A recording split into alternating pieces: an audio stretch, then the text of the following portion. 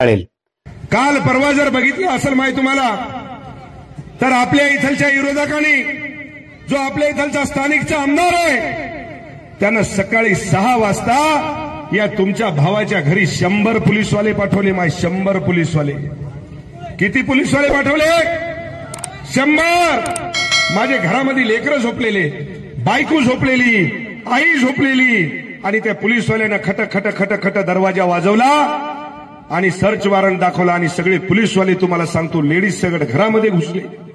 मी त्यांना म्हणलो अरे बाबा काय चलले काय? हमारे पास कोर्ट का वारंट है बोले, तुम्हारे घर की चेकिंग करने की है. आता तुम्ही सांगा एका आमदाराच्या घराची जर माय हे चेकिंग करत असतील कोणाच्या सांगण्यावरून तर सर्वसामान्य माणसाचं काय आहे याचं मला उत्तर तुम्ही दिलं पाहिजे. कशामुळं?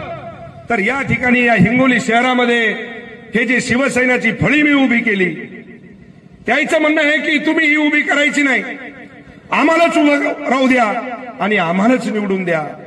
अरे लोकांनी तुम्हालाही निवडून दिलं असतं, तुम्ही जर चांगलं काम केलं असतं, तुम्ही जर कुठे एखाद्या अड्ड्यावर जर सापडले नसते तर या मायबाप जनतेने तुम्हाला सुद्धा तळहातावरच्या फोडासारखं वागवलं असतं. ध्यानात ठेवा. हे संतोष बांगर चुकीचं कधीच करत नाही. मी जे बोलतो ते अंतःकरणातून बोलतो. या संतोष बांगरनं गरिबी बघितलेली आहे की गरिबी काय असती. आणि काल माझ्या घरामध्ये तुम्हाला घुसल्याच्या नंतर तुम्हाला सांगतो कपडे, माझं फ्रीज जिथं तुम्हाला सांगतो की आपण वस्तू सडू नये, चांगल्या राहा, भाजीपाला दूध त्या ठिकाणी आपण ठेवतो, ते फ्रीज सुद्धा उघडलं आणि त्या फ्रीज मधलं सगळं सामान तुम्हाला सांगतो की बाहेर काढलं. हे जर अत्याचार तुमच्या भावावर होत असेल तर मला वाटतंय ही मायबाप जनता त्याचा वचपा घेतल्याशिवाय राहणार नाही. ध्यानात ठेवा.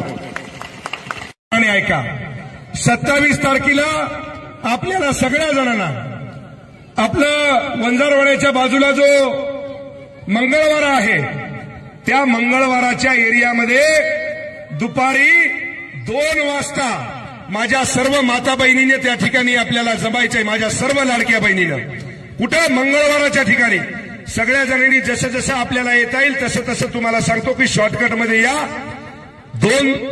27 तारखेला दुपारी 2 वाजता आजच या ठिकाणी तुमचा भाऊ आपल्या सगळ्यांना हात जोडून विनंती करतो की तुमच्या भावानं तुम्हाला त्या ठिकाणी बोलवलंय, तुम्हाला त्या ठिकाणी मी निराश करणार नाही.